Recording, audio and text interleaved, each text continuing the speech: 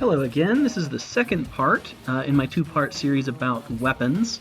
Now we're going to talk about how to build them. We've already talked about how to use them, and we're going to start with torpedoes. Incredibly simple. All you have to do is have a line of coal blocks. This could be any material. In my craft file, I've made them coal blocks.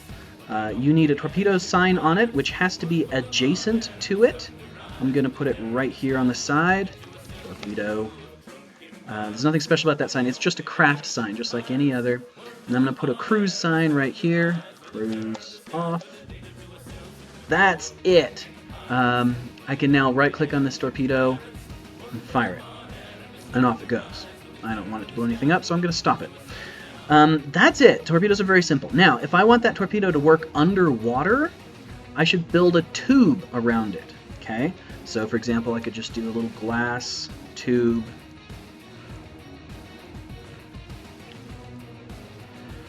Something like this, and extend this further out. That Minnow that we were on, it does have tubes around all of its torpedoes. Let's see. It doesn't always look like it, because you can have a sign, for example, on the side, and that counts as a block, so that it will not flood your ship through that block. That sign could be the torpedo command sign. It could be a cruise sign, although it would go sideways. That'd be no good. So you would just build a tube and then put the torpedo inside the tube. Then it can work underwater. Okay, so that's very simple. Now let's talk about AA guns, which are the next simplest to make. This is the most simple design you can have. All it is a switch and a piece of redstone. This gun, if I turn it on, the redstone will light up. If I now move this ship, this ridiculous little fighter, every time I move, it will refire that dispenser, because the redstone will be re-rendered by the engine as on the dispenser, so it activates it. Basically, this design can only be activated when the ship moves, or if you sit here flipping the switch. Not very useful per se, but if you want to make a very small fighter, that's often the only one that will fit. Okay, then we have a slightly larger design.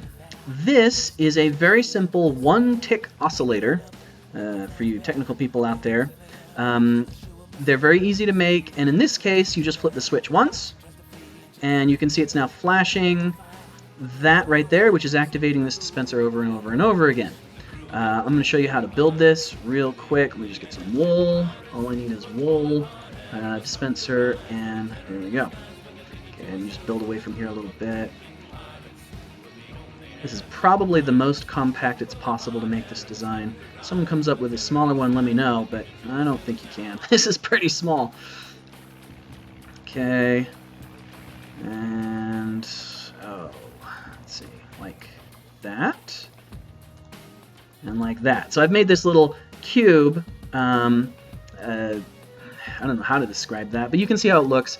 And then you put the redstone torches, one there, and I need some redstone wiring,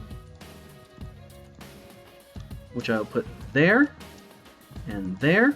And you can see already they both start to flash. And then on this side, the one that the torches are stuck on, I will put a lever.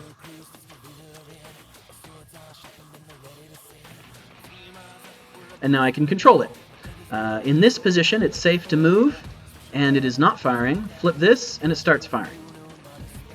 And then you could just put a dispenser. This wire could go anywhere. It could go to a string of dispensers, as is the case in that Minnow, or there could be just one, like you see here. Very simple design. Okay.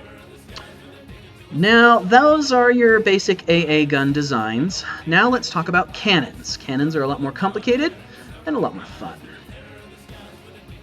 Now we're going to go to this firing range, and we're going to talk about cannon design. So these are the basic cannon types that I use in all of my ships. This schematic for this whole range will be available for you to download, and you can paste it into your world for some testing using World Edit or your schematic manipulation software of choice. Alright, we'll start with this very basic, very small cannon. This is small enough that you might be able to fit this on a fighter. It is a manual fire system. So we have these two dispensers in the back, which are going to spit out one piece of TNT each. That is our propellant. And then we have one dispenser in the front that is going to spit out our projectile. The propellant, as you can see, is going to go into that water. That prevents the explosion of the propellant from harming any nearby object. Then the projectile is going to sit on this fence post. The use of a fence post is incredibly important, and a lot of people don't realize this. But what it's going to do is it's going to sit on that fence post and be elevated just a little bit so that when the propellant explodes, it has enough of a forward arc that it's going to go far enough to be useful.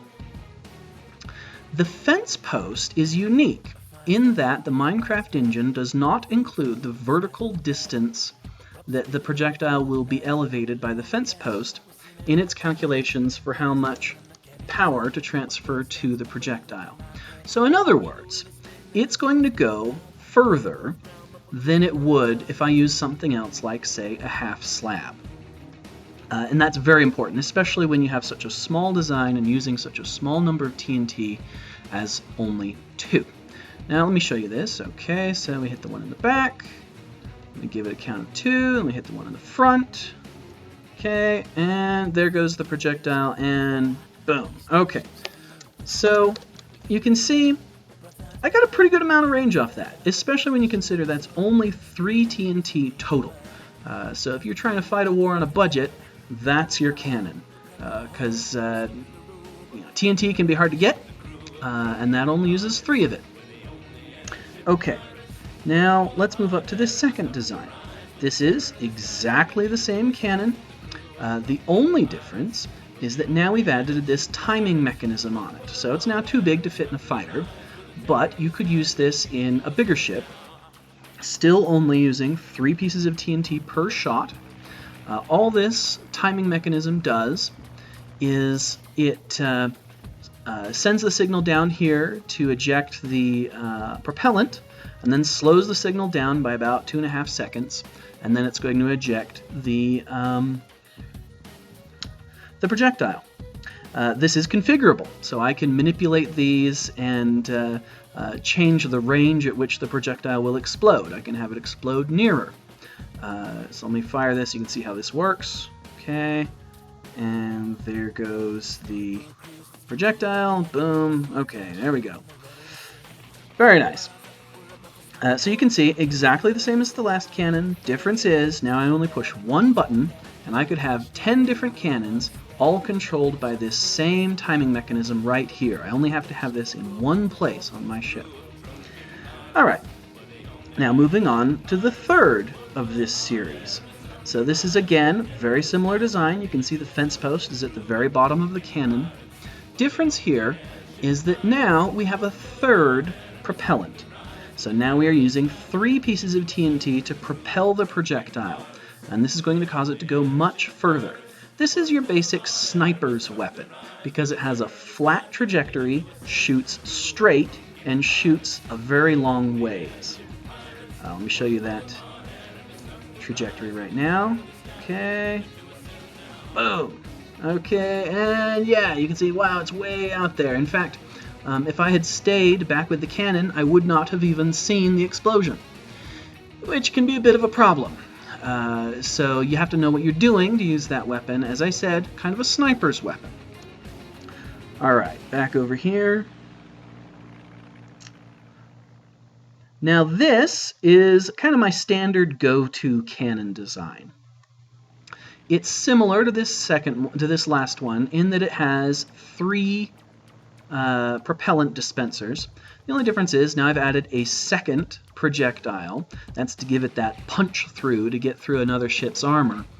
And more importantly, now you'll note the fence post is 1 block higher and the propellant is 1 block back. That gives it a much steeper arc. So this is going to arc higher into the air. That matters because if if you wanted to, you could hit a target that was above you, which would be impossible with this other weapon. Let me just show you this. Okay, and that's that arc that I was talking about. See, it went way up. And range-wise, it's almost as far as that sniper weapon. This fifth design is the basic type of cannon used in the pirate ship, except that the pirate submersible airship, the Shadow of the Deep, uses a naval version of it. I'll show you that in a moment. But basically the difference is now we have this added oscillation to the timing mechanism. So now, instead of one projectile coming out of this dispenser, we're going to have 5 coming out very rapidly. That's accomplished with these redstones. Redstone torches. Let me show you how that works.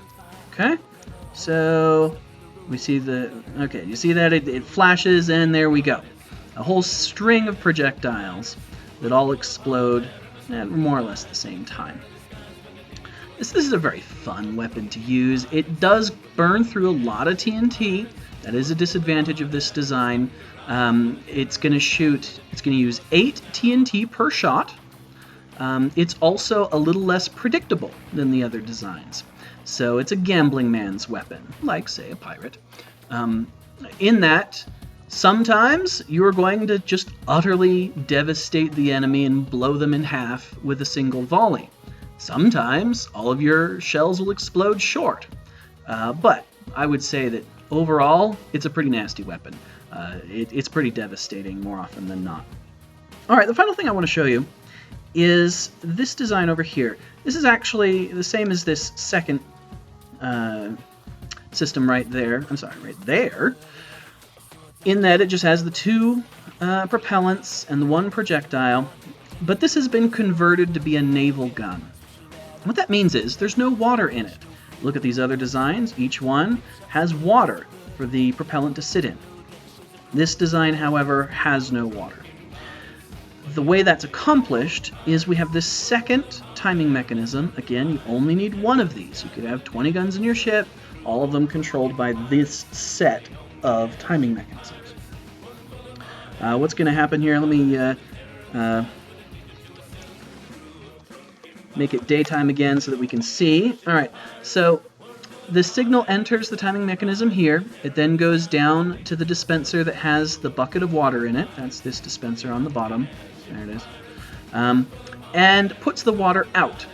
Then the signal goes around in this loop, being delayed and delayed and delayed and delayed further. Finally makes it back over here to the same dispenser to bring the water back in. So I'll show you how that works. Push the trigger. Push the trigger. Water comes out. And now the projectile comes out. Boom. And the water recedes. Normally, you'd have a sign here to stop the water from spreading all over the place. But I wanted you to be able to see when the water comes out. Let me do that one more time. This time we'll be able to see the projectile. Okay, water comes out. And there we go. And you can see, it works exactly like the other design.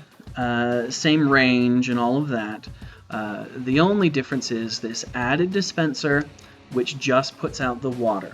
This is necessary for any naval ship because anything that goes in the water or under the water can't have water as part of its design. So we have to be able to put out the water when we fire and then bring it back when we're done. All right, now there's some other cannon designs out there. I once made a repeating cannon. Machine gun cannon. It's an amusing toy, but not particularly useful. If you want to use a lot of projectiles, really this is the design you want to use. But I would love to hear from other people who have made cannons, and especially if you have a design that's more efficient or different than these designs. I would love to hear about it, so please let me know what you think in the comments, and subscribe if you've found this helpful. I'll be, of course, coming out with quite a few more videos over time, not to mention the pirate airship videos. Anyway, thank you for your time.